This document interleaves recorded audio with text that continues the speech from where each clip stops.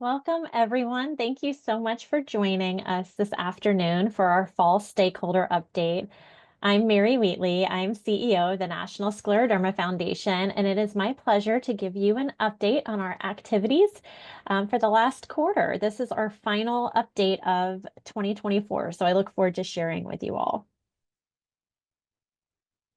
We always like to lead with our mission, which is, of course, to advance medical research, promote disease awareness, and provide support and education to people living with scleroderma, their families, and support networks. And we are grateful for your support of this critical mission.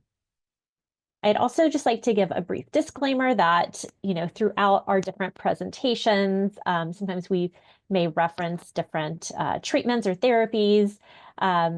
But of course, we in no way endorse any particular drug treatment, trial, or study. Everything that we share is in order to keep you informed. And so it's always best to check with your provider to see what's right for you. So I want to start by giving an update on our patient support programming. I hope that everyone is aware of the resources that we have available for you to navigate your scleroderma journey. So we have a wonderful toll-free Hope line that's available at 800-722-HOPE or 800-722-4673. And by calling that number, you can speak with a member of our team who can help you find the resources that you may need to navigate your journey. And this could include connecting you with a mentor who's navigated the road ahead of you that can shed some light on kind of what next steps may be important, connecting you to a peer-to-peer support group, helping you find a provider in your area, or just plugging you in with foundation resources.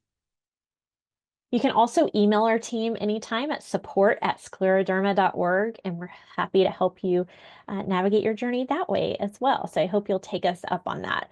Just in the last quarter, we've had just over 100 interactions through these support mechanisms, through our Hope line and through our support email. So we're delighted to be able to serve you through these programs. And the most requested topics and the things that we've been chatting with you all about are everything from where to find a designated research and treatment center in your area to how to register for conference. So I hope you'll continue to take advantage of these resources.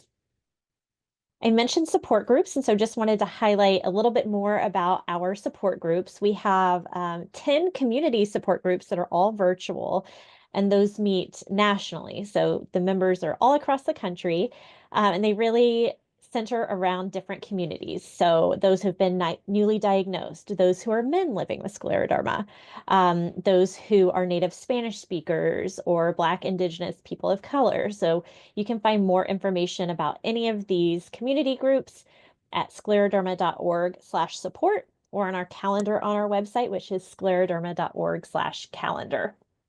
We also have our traditional chapter groups that are based more on geography. So if you want to connect with someone more in your local area, and those have in-person, virtual, and hybrid options available. You can find them in the same place on our website. And of course, you can always reach out to our team at support@scleroderma.org. And these groups are a great way to connect with other people who are living with scleroderma or have children who are living with scleroderma or who are caregivers of people living with scleroderma. And just share your experience. You never know who you'll be able to help or who you'll be helped by in these groups. It's really an incredible resource within our community, and we're so grateful to our support group members and our support group facilitators for allowing us to offer these programs. So I mentioned that one of the biggest questions we get on our Hope line and through our support emails is about designated research and treatment centers. So you can go to our website, and under treatments, you can click on Find a Treatment Center. And there it's listed by state, all of our designated research and treatment centers. And we've been working really hard with our medical and scientific advisory board to expand this list and do outreach to all of the wonderful centers that we work with across the country who may not have just taken the opportunity to apply to become a center. And there are different tiers, and I'm going to walk through that in just a minute. But what we hope this is really helpful for is to connect you with providers in your area who are experts in scleroderma. We have 41 designated scleroderma research and treatment centers across the country. And again, if you visit our website, you can find the one closest to you. One of the new things that we've just rolled out this year are different designations. So you see this badge here on your screen, and this is for our top tier centers. So those who obviously have demonstrated expertise in patient care of those living with scleroderma, but they're also engaged in research and in education and conducting trials, for example. So that's the top tier. That's the big centers that really have a lot of capacity to care for people living with scleroderma through an interdisciplinary team. We've added 2 more tiers because we recognize there are parts of the country where we don't have access to these top tier centers, specifically within scleroderma. And those are scleroderma clinical centers and specialized centers. And so these are where we want to recognize that we certainly have talented providers who have expertise in scleroderma, and they could be across different specialty areas, but maybe they don't tick all the boxes. Maybe they don't engage in educational activities or scleroderma research, but they still are wonderful resources for our patients. And so we want to be able to refer you with confidence. And if you have a provider that you work with that you think would fit one of these boxes, we hope that you'll reach out and have them fill out an application so we can continue to expand that referral network. So when we think about all of the resources that are available across the country, certainly our designated research and treatment centers are one. Our chapters are another really great resource that I hope everyone's taking advantage of. We have a chapter in your area, no matter where you are in the US, and you can visit scleroderma.org/chapters to find your chapter now. This is how our chapters are modeled. And so you can see we have 13 wonderful chapters spanning coast to coast, border to border, and covering every state and territory in the US. And we're really fortunate to have wonderful volunteers, leaders, leading our chapter presence and efforts, wonderful programming, outreach, building awareness, and helping to educate communities about the importance of early diagnosis of scleroderma.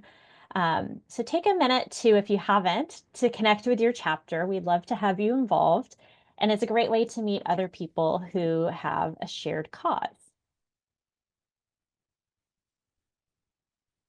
Of course, nothing we do would be possible without your generous support. And so I wanted to highlight some of our philanthropic initiatives here as we embark upon the holiday season, believe it or not, and the season of giving. Giving Tuesday is one of our favorite days of the year, and it's a day where you can, in one day, have a huge impact by giving back to the charities that mean so much to you. And we are delighted to be taking part in Giving Tuesday once again this year. It is on Tuesday, December 3rd. And want to shout out our partners at Amgen Rare Disease for providing a $25,000 matching gift again this year, which allows you to really expand your impact when you give on this special day. So I hope you'll all participate in Giving Tuesday on Tuesday, December 3rd. You'll see much more coming out from us about that as we get closer, but mark your calendars, and we look forward to a wonderful day of inspirational giving, all benefiting the mission of the foundation.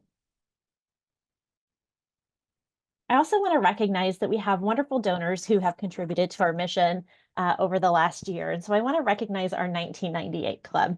And these are the donors that have contributed more than $1,998 within a fiscal year at our major gifts level. So starting with our Founder Circle, I'll just pause here and recognize some of the wonderful leaders that we've had contribute at this level. We also have our Leaders Circle, plenty of room here for people to join. Our Champions Circle, really grateful for these folks supporting the mission. And then, of course, our corporate partners. We're really grateful to your support as well. There's wonderful engagement across this space right now and a lot of activity, which we're really grateful for, all benefiting our patient community. I also want to share that we have published our 2025 corporate prospectus, and that's available on our website under Get Involved. So for any of our corporate partners tuning in, I hope that you will take a look at that and make sure that you are aware of all of the opportunities we have available for partnership in the new year. This actually does contain 9 new opportunities for 2025, so we're really excited to move those forward as well.